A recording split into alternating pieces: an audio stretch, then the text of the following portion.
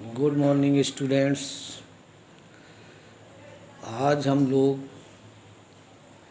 भक्ति सूफी में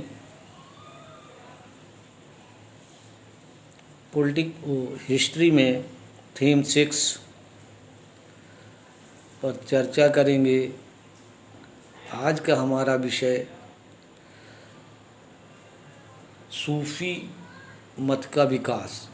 एक लाइव क्लास में हमने भक्ति के बारे में बताया था और हमसे कुछ विद्यार्थियों ने प्रश्न किया था कि सूफी मत के बारे में चर्चा कर दीजिए, बता दीजिए। तो आज हम लोग सूफी मत के विकास के बारे में जानकारी हासिल करने का प्रयास करेंगे। तो देखो भाई, इस्लाम की आरंभिक या स्टार्टिंग जो सेंचुरी थी उसमें जो रिलीजियस और पॉलिटिकल बॉडीज थी उनके रूप में या उनके फॉर्म में खिलाफत की बढ़ती जो विश्व ताकत थी, जो पावर थी, के विरुद्ध कुछ आध्यात्मिक लोगों का रहस्यवाद और वैराग की ओर जो झुकाव बढ़ा उसे सूफी कहा जाने लगा।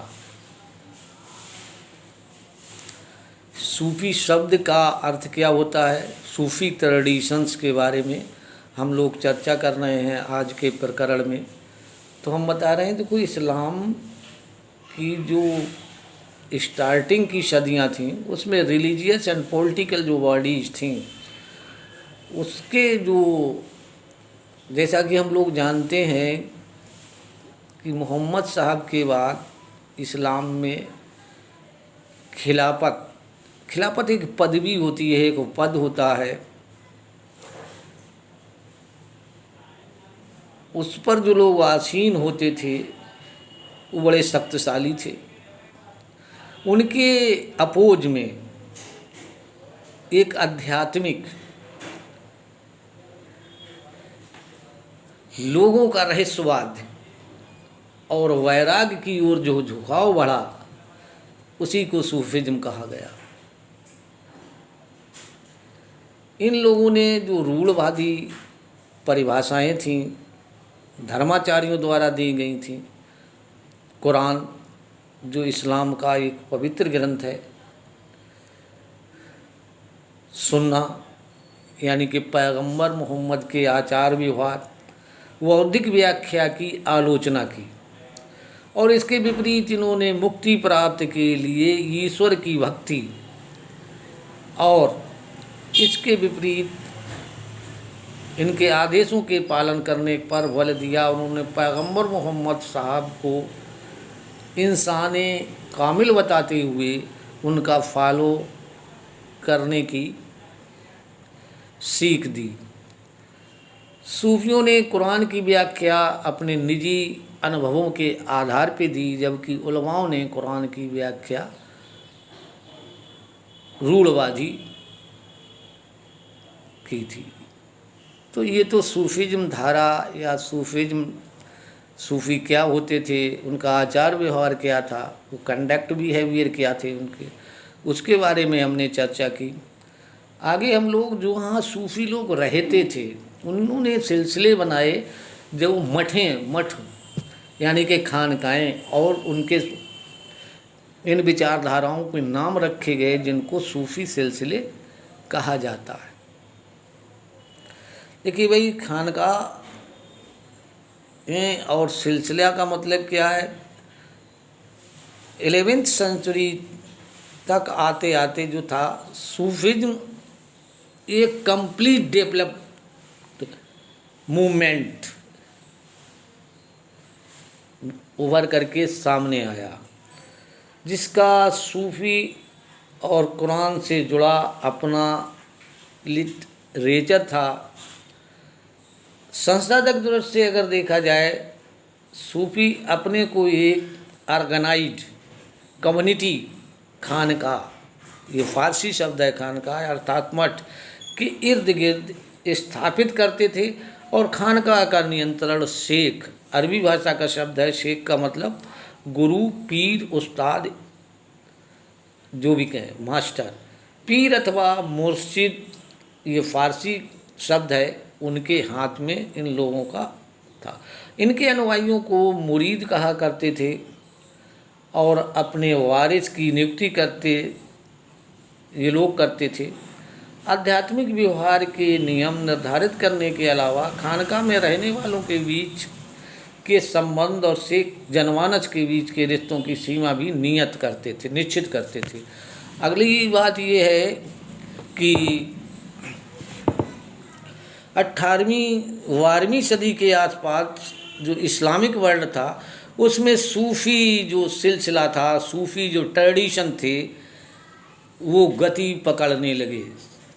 सिलसिले का अगर वर्ल्डली मीन्स लें, शाब्दिक अर्थ करें तो जंजीर जो शेख और मुरीद के बीच एक निरंतर रिश्ते की घोतक होती है, उसे सिलसिला कहते हैं, परंपरा भी कह सकते हैं, जिसकी पहली अटूट कड़ी पैगंबर मोहम्मद साहब से जुड़ी है। इस कड़ी के द्वारा आध्यात्मिक जो पावर होती है वो आशीर्वाद मुरीदों तक पहुंचती है और उनका जो दीक्षा के विशिष्ट कार्यक्रम विकसित किए गए, जिसमें दीक्षित को निष्ठा का वचन देना पड़ता था और सिर मुड़ाकर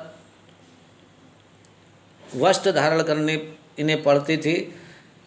पीर अर्थात उस्ताद, गुरु की मौत के बाद उसकी दरगाह होती है। दरगाह का क्या अर्थ होता है? दरगाह भी फारसी भाषा का शब्द है जिसका अर्थ है दरबार, कोर्ट, दरबार कहिए, जहाँ पीर अर्थात उस्ताद बैठ के अपने शिष्यों को शिक्षा दिए करते थे, वो दरगाह कहे।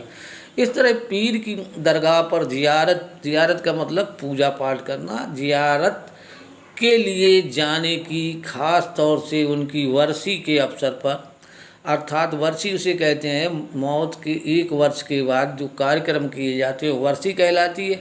ये प्रॉपर्टी निकली जिनको आज के दौर में उर्स कहते हैं। उर्स जो है ये जिसका माना होता है मैरी या विवाह, पीर की आत्मा का ईश्वर से मिलन होता है, ऐसा कहा जाता है, क्योंकि लोगों का मानना था कि मृत्यु के बाद पीर ईश्वर से एकीकृत हो जाता है।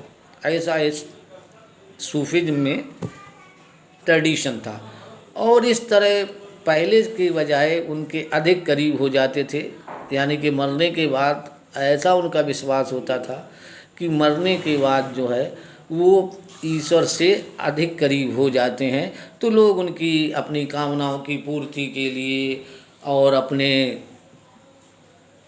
इच्छाओं की पूर्ति के लिए वहाँ चादर वगैरह चढ़ाने आते हैं और अपने लिए अपनी कामनाओं की इच्छा पूर्ति के लिए जाते रहते हैं खानकाहों पे और दरगाहों पर, और ये एक ट्रेडिशन स्टार्ट हो गया। अब थोड़ा देखते हैं कि खानकाह के बाहर की स्थिति क्या होती थी। कुछ रहस्यवादियों ने सूफी सिद्धांतों की मौलिक व्याख्या, फंडामेंटल जो एक्सप्लेनेशन किया है, उसके वेश के आधार पर उन्होंने न्यू मूवमेंट की, एक वेश तैयार की। खानकाह का तिरस्कार करके वो रहस्यवादी फ़कीर की ज़िंदगी बिताते थे, यानी कि साधु सन्यासी बन जाते थे। फ़कीर का मतलब निर्धनता और ब्रह्मचर्य को उन्होंने गौरव प्रदान किया। निर्धनता और ब्रह्मचर्य को उन्होंने गौरव प्रदान किया। इन्हें विभिन्न नामों से भी जाना जाता था, जैसे इनकी उपाधियां थीं कलंदर, मदारी, मलंग, हैदरी, ईटीसी। शरिया की अवहेलना करने के कारण इन्हें वे शरिया कहा जाता था। इस तरह उन्हें शरिया का पालन करने वाले व शरिया सूफियों से अलग करके देखा जाता था। शरिया का मतलब है इस्लामी कानून। जो इस्लामी कानूनों को उलमा के अनुसार, रूढ़वादी व्याख्या के अनुसार पालन करते थे, वो वाशरिया कहलाए। यानी कि सूफिज्म जो ट्रेडिशन है वो दो रूप में बढ़ती दिखाई देती गई है। अब हम आते हैं अपने सब कॉन्टिनेंट में, यानी कि भारतीय उपमहाद्वीप में अब हम देखते हैं कि भारतीय उपमहाद्वीप में कैसे सिलसिलों का या कैसे सूफिज्म का डेवलप्ड हुआ या सूफिज्म विचारधारा का फैलाव कैसे हुआ। तो उपमहाद्वीप में सबसे पहले हम बात करते हैं चिश्ती सिलसिला। देखो भाई, चिश्ती सिलसिले के मामले में अगर देखा जाए, ख्वाजा मोइनुद्दीन चिश्ती की दरगाह अजमेर में है, बहुत प्रसिद्ध है, हम भारत के लोग सभी लोग जानते हैं। देखिए, 12वीं सदी के अंत में भारत आने वाले सूफी समुदायों में चिश्ती सबसे ज़्यादा प्रभावशाली रहे। इसकी रीज़न भी थी। इसका रीज़न क्या था कि उन्होंने न केवल अपने आप को स्थानीय परिवेश में अच्छी तरह ढाला, बल्कि भारतीय भक्ति परंपरा की भी कई विशिष्टताओं को उन्होंने अपने में अपनाया। अब हम बात कर रहे हैं सब कॉन्टिनेंट में, और चिश्ती परंपरा की बात कर रहे हैं, चिश्ती सिलसिला। अब सिलसिले के बारे में भी आप समझ चुके हैं, खानका दरगाह भी आप समझ चुके हैं, सूफिज्म को भी आप जान चुके हैं। तो उपमहाद्वीप में चिश्ती सिलसिले के बारे में हम लोग अब आगे बढ़ रहे हैं। तो चिश्ती सिलसिला भारत में ज़्यादा फूला फला है, ज़्यादा इसका विकास हुआ है। इसका रीज़न क्या था? इसका रीज़न था कहते इन्होंने जो इसके गुरु लोग थे, जिनको पीर कहते हैं फारसी या अरबी भाषा में, उन्होंने क्या किया, अपने आप को स्थानीय जो वातावरण था, लोकल जो कम्युनिटी में लोग किया करते थे, वही इन्होंने करना शुरू किया। भाषा से लेकर कल्चरल सांस्कृतिक चीज़ें भी अपनाई, और इन्होंने अपने को इस तरह ढाला ही नहीं, बल्कि जो भक्ति परंपरा जो पहले हम लोग ने लाइव क्लास में हमने अध्ययन किया था, उसको भी इन्होंने समझा, और उसकी कुछ विशेषताएं जो हैं, विशिष्टताओं को इन्होंने अपनाया भी। ठीक है, आगे चलते हैं। चिश्ती खानकाह में जीवन कैसा था, इनकी लाइफ कैसी थी, दिनचर्या कैसी थी। तो देखो, ये खानकाह सामाजिक जीवन का केंद्र बिंदु हुआ करती थी। हमें शेख निजामुद्दीन औलिया जो 14वीं सदी की खानकाह के बारे में पता चलता है, जो उस समय के दिल्ली दरबार की बाहरी सीमा पर यमुना नदी के किनारे ग्यासपुर में मौजूद है। आज भी दिल्ली में है निजामुद्दीन औलिया की दरगाह।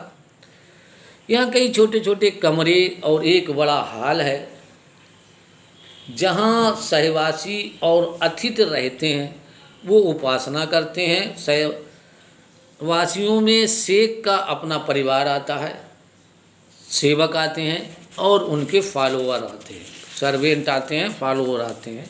तो ये आपकी चीज़ें आती हैं। शेख एक छोटे कमरे में रहते हैं।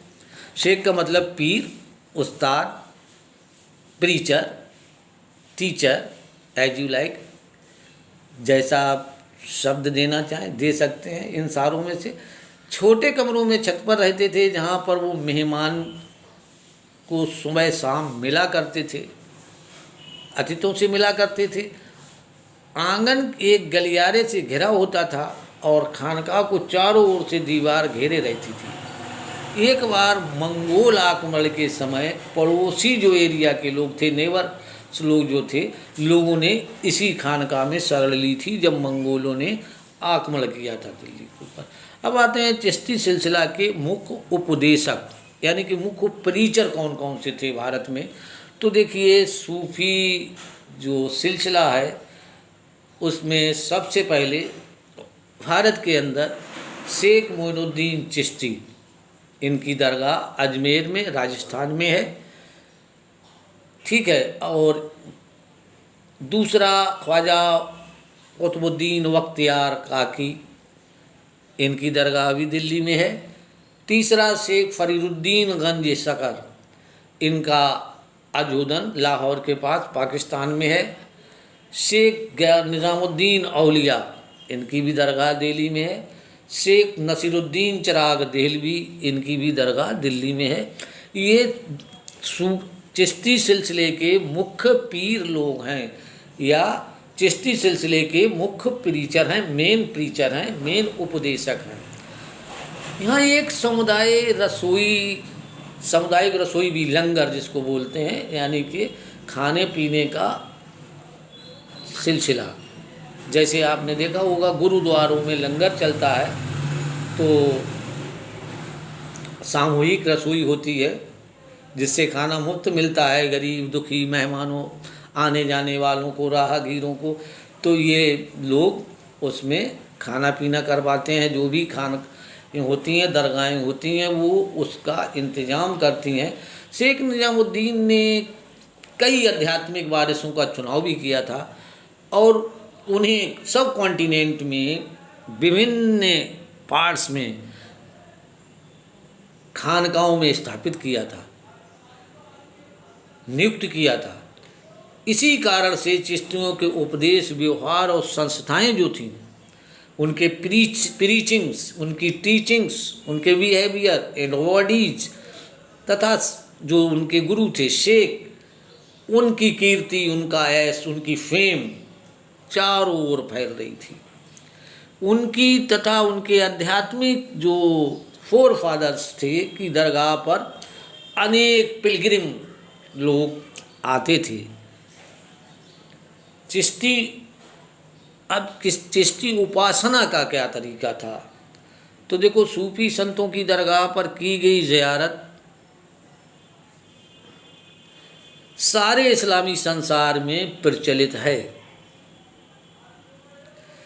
इस अवसर पर संत के जो आध्यात्मिक आशीर्वाद यानी बरकत की कामना की जाती है। पिछले 700 सालों से अलग अलग संप्रदायी वर्गों और समुदायों के लोग 5 महान चिश्ती संतों की दरगाह पर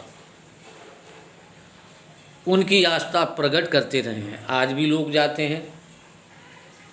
इसमें सबसे अधिक पूजनीय दरगाह ख्वाजा मोइनुद्दीन चिश्ती की है, जो गरीब नवाज के नाम से पुकारे या जाने जाते हैं, या जिनका सरनेम गरीब नवाज है। गरीब नवाज का मतलब है गरीबों को नवाजने वाला, गरीबों को दान देने वाला, गरीबों को खाना खिलाने वाला, ये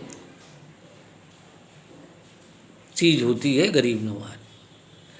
अब हम आते हैं 14वीं सदी की ये दरगाह। अगली जो दरगाह आती है जिन्हें गरीब नवाज कहा जाता है। अब ख्वाजा मोइनुद्दीन की दरगाह का सबसे पहला जो किताबी जिक्र है, यानी कि किसी पुस्तक में जो इनकी खानकाह है, दरगाह है, दरगाह का मतलब दरबार जो है, उसको किसी पुस्तक में पहली बार 14वीं सदी में लिखा देखने को मिलता है। ये दरगाह शेख की सदाचारिता, धर्मनिष्ठा तथा उनके आध्यात्मिक वारिसों की मान्यता और राजसी मेहमानों द्वारा दिए गए परिचय के कारण लोकप्रिय थी। देखो, इन्हें राजाओं का सम्मान भी या राजाओं का आश्रय भी प्राप्त था।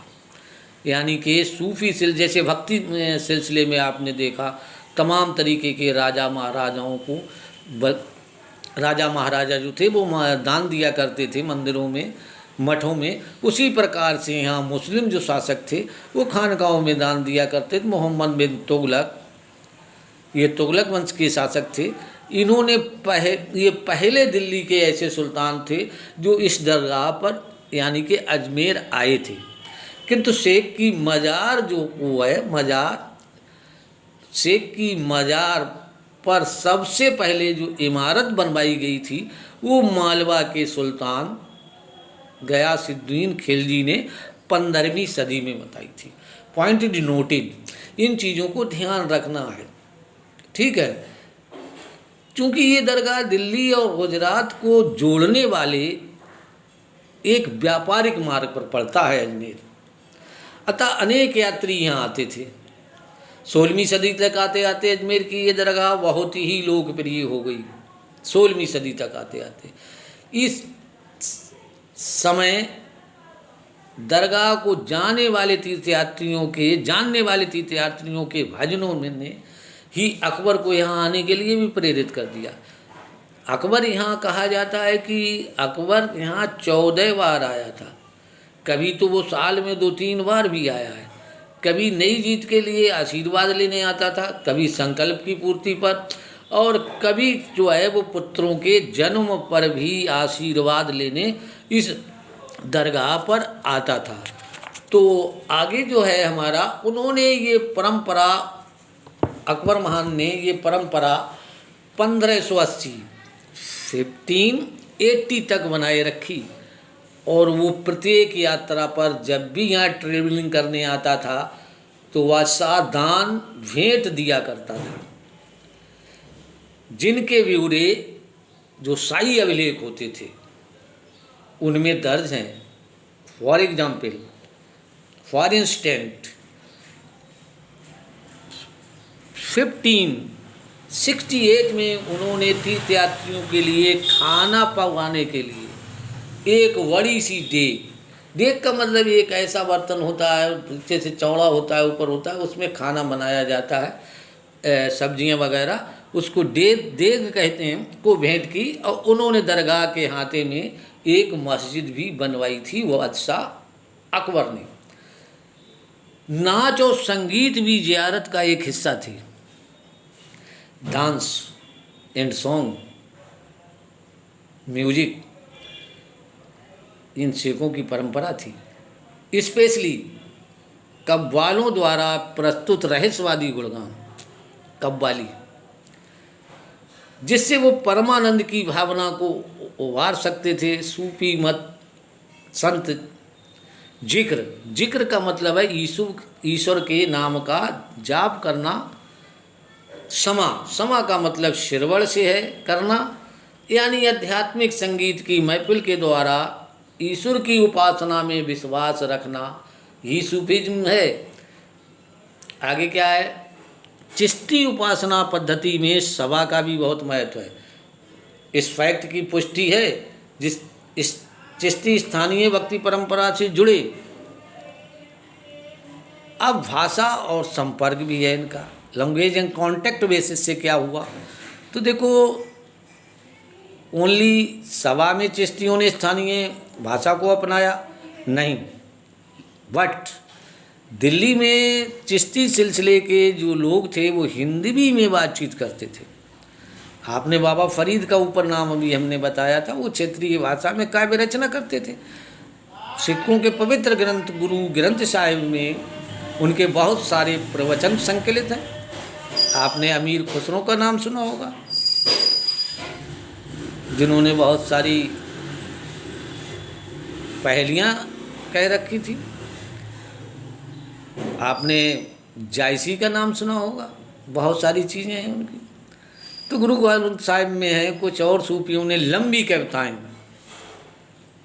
मनसबी लिखी हैं, जहाँ ईश्वर के प्रति प्रेम को मानवीय प्रेम के रूपक के रूप के द्वारा अभिव्यक्त किया गया है। फॉर एग्जाम्पल, आप मलिक मोहम्मद जायसी का प्रेमाख्यान ले लें, पद्मावत ले लें, पद्मनी और चित्तौड़ के राजा रतन सिंह की प्रेम कथा को ले लें। इनके इर्द गिर्द घूमता है, उनकी आजमाइश का प्रतीक है, आत्मा को परमात्मा तक पहुंचने की यात्रा है। अक्सर खानकाहों में समा के दौरान ऐसे काव्यों का वाचन भी होता था। सूफी कविता की एक भिन्न जो परिपाटी है या टाइप है की रचना है, वो बीजापुर कर्नाटक के आसपास हुई थी। ये दक्कनी उर्दू का रूप है में लिखी गई छोटी कविता थी, जो 17वीं 18वीं सदी में इस क्षेत्र में बसने वाले चिश्ती संतों द्वारा रची गई थी। ठीक है, औरतों के द्वारा घर का काम जैसे चक्की पीसते और चरखा काटते हुए गाई जाती थी। कुछ और रचनाएं लोरी नामा और शादी नामा के रूप में लिखी गई। ये संभव है कि इस क्षेत्र के सूफी यहाँ पहले से चलती आई भक्ति परंपरा से प्रभावित हुए थे। तो देखो भाई, जैसे लिंगायतों द्वारा लिखे गए कन्नड़ के वचन में और पंढरपुर में संतों द्वारा लिखे गए मराठी के अभंगों ने भी उन पर अपना प्रभाव छोड़ा है। इस माध्यम से इस्लाम दक्कन के गांवों में जगह पाने में सफल हुआ। ये सूफी लोग थे, इनके विचार, इनकी अभिव्यक्तियाँ, इनके व्यवहार, इनकी समन्वय की भावना, इनका पहनावा, इनके रीत रिवाज, बिल्कुल भक्ति परंपरा के साथ जुड़ रहे थे, जुड़ गए थे, मिल गए थे, जो हमने अभी बताया। अगला इसमें प्रकरण है सूफी संतों का राज्य से, स्टेट से क्या संबंध थे। तो देखो, यूँ तो इस काल में सूफी सिलसिलों को राज्यों का भरपूर सहयोग मिला है, लेकिन चिश्ती संप्रदाय की एक और ये विशेषता है और उनका ये संयम और सादगी है का जो लिबास है या जीवन है, जिससे वो सत्ता से दूर रहने पर बल दिया करते थे। किंतु इसका ये भी मतलब नहीं था कि राजनीतिक सत्ता से उनका अलगाव भाव था, ऐसा नहीं था। हालांकि वो सत्ता से दूर रहते थे, लेकिन राजनीतिक रूप से सत्ता से बिल्कुल अलग रहते थे। अलगाव या विलगाव था, बिल्कुल सेपरेट थे, ऐसा भी नहीं कहा जा सकता है, क्योंकि पहले ही मैंने कहा कि राजसी आश्रय इनको सूफी संतों को मिलते रहे हैं। सत्ताधारी विशिष्ट वर्ग अगर बिना मांगे अनुदान या भेंट देता था, जैसे शासक, ये लोग मांगते नहीं थे, अगर वो भेंट देते थे, दान देते थे, उपहार देते थे, गिफ्ट देते थे, तो ये लोग ले लिया करते थे। सूफी संत उन्हें ले लेते थे, और सुल्तानों ने खानकाहों को करमुक्त भी कर दिया था, आज भी करमुक्त है। और बहुत सारे इनाम भी उन्हें दान में दिए जाते थे। चिश्ती धन और सामान के रूप में दान स्वीकार करते थे, किंतु इनको सजोजने के बजाय खाने, कपड़े, रहने की व्यवस्था और अनुष्ठानों जैसे समा की महफिलों में पूरी तरह खर्च कर देते थे। ये परिग्रह अपरग्रह नहीं करते थे, धन को संग्रह नहीं करते थे। जो भी इन लोगों को दान मिलता था, ये खानकाहों में जो समा, संगीत, म्यूजिक, कव्वाली और जो इनके फॉलोअर और तमाम ये लोग जो आते थे, उनमें ये धन खर्च कर देते थे, अपने पास रखते कुछ नहीं थे। गरीब और दीन दुखियों की मदद कर दिया करते थे। ये इन खानकाही सिस्टम था।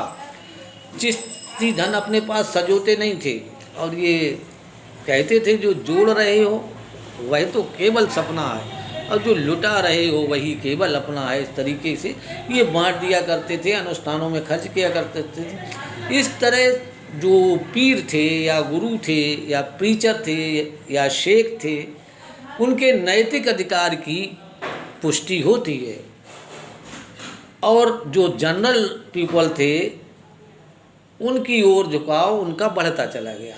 सूफी संतों की धर्मनिष्ठा, उनकी विद्वता और लोगों द्वारा उनकी चमत्कारी जो पावर थी, उसमें विश्वास, उनकी लोकप्रियता, उनकी फेम का कारण बनी। इन्हीं रीजनों से शासक भी उनका समर्थन हासिल करने के लिए आते थे।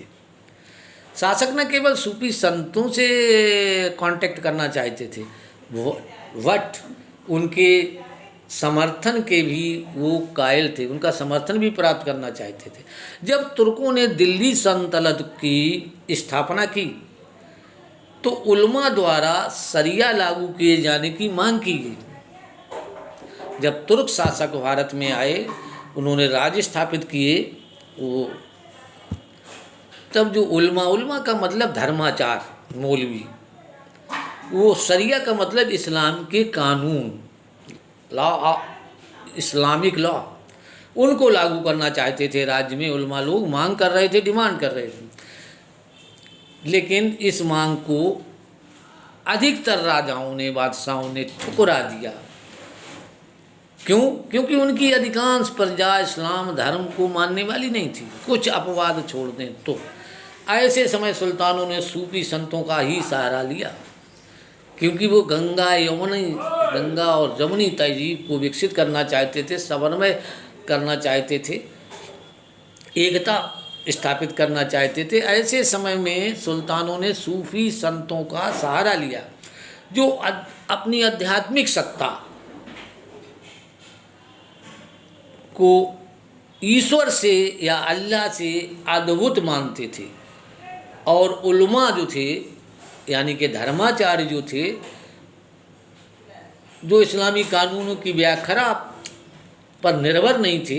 ये भी माना जाता है कि औलिया मध्यस्थ के रूप में ईश्वर से लोगों की एक की आध्यात्मिक दशा में सुधार लाने का कार्य करते थे। शायद इसलिए जो राजा होते थे वो अपनी कब्र सूफी दरगाहों के पास अपनी समाधि बनवाना चाहते थे। देखिए, सुल्तानों और सूफियों के बीच तनाव के भी बहुत उदाहरण मिलते हैं। टेंशन भी रहा है उनमें, स्ट्रगल भी, संघर्ष भी रहा है। अपनी सत्ता का दावा करने के लिए दोनों ही कुछ आचारों पर भी बल देते थे। इनके आचार व्यवहार भी थे, अपनी देते थे, जैसे झुककर ये प्रणाम, कदम चूमना, कभी कभी सूफी शेखों की आडंबरपूर्ण पदवी में संबोधित किया जाता था। एग्जाम्पल के रूप में शेख निजामुद्दीन औलिया के फॉलोअर जो थे उन्हें सुल्तानुल मशेक अर्थात शेखों का सुल्तान कहकर के संबोधित करते थे। तो अब आपको जो ये पूरे सिलसिले की बात यहाँ हमने आपको डिटेल में बताई कि क्या है भारत में सूफी सिलसिला कैसे प्रारंभ हुआ। और हम लोग ये तो हम लोग सभी जानते हैं कि 711 ईस्वी में जब अरबों ने सिंध को विजय किया था, मोहम्मद बिन कासिम आया था, वहीं से इस्लाम का पदार्पण भारत में हुआ। और भक्ति सूफी ट्रेडिशन दोनों ये मिल कर के समन्वय की भावना करने लगे। और ये जो भारत की परंपराएं थीं या भारत में जो राजा महाराजा जो सुपरमेसी या सर्वोच्चता कायम कर रहे थे, समानता का जो वातावरण नहीं था, तो भक्ति और सूफी ट्रेडिशन ने गरीब, अमीर, निम्न, उच्च सारे लोगों को एक साथ लेकर के चलने की परिपाटी विकसित की। ये तो राजा और महाराजा जो थे वो तो अपने आप से इनको मिलने का प्रयास करते थे। कुछ डिस्प्यूटेड भी हो रहे हैं, कुछ संघर्ष की भी स्थितियां आई हैं, एक दूसरे के बीच में तनाव भी रहे हैं, लेकिन ये नकारा नहीं जा सकता है, चाहे वो भक्ति ट्रेडिशन हो या सूफी ट्रेडिशन हो, इनमें इन लोगों को राजसी आश्रय बराबर प्राप्त होते रहे हैं। ये अपनी जगह यूनिवर्सल ट्रुथ है। अब अगला जो प्रकरण हमारा आएगा वो आएगा न्यू भक्ति पंथ। ठीक है, उत्तरी भारत में संवाद और असहमति। अब हम लोग जो है दैवीय वस्त्र की बुनाई, हम लोग इसमें कबीर को भी देखेंगे, हम लोग मीरा को भी देखेंगे, हम लोग गुरु नानक को भी पढ़ेंगे जो हमारे कोर्स में मौजूद है। कबीर के बारे में भी देखेंगे, कबीर कौन थे, कैसे थे, क्या उनकी उपदेश प्रीच थी।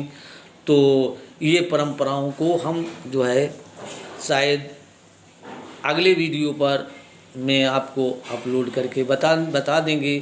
क्योंकि ये मैंने भक्ति ट्रेडिशन इसलिए छोड़ा था, भक्ति को यहाँ नहीं, हमने सूफीज़्म, क्योंकि मुझसे पूछा गया था, मुझसे ये पूछा गया था कि मुझे आप ही लोगों में ने पूछा था कि मैंने भक्ति ट्रेडिशन तो पढ़ लिया, जान लिया, लेकिन सूफी ट्रेडिशन के बारे में मुझसे बोला गया था लाइव क्लास लेने के लिए।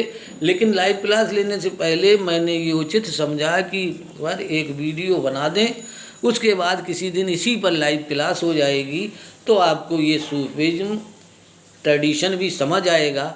और अगला वीडियो जो है, क्योंकि ये डिमांडेड बात थी, ये मांग थी, आपकी डिमांड थी, तो मैंने इस पर वीडियो बना दिया। अब अगला वीडियो जो है हम आपको निश्चित रूप से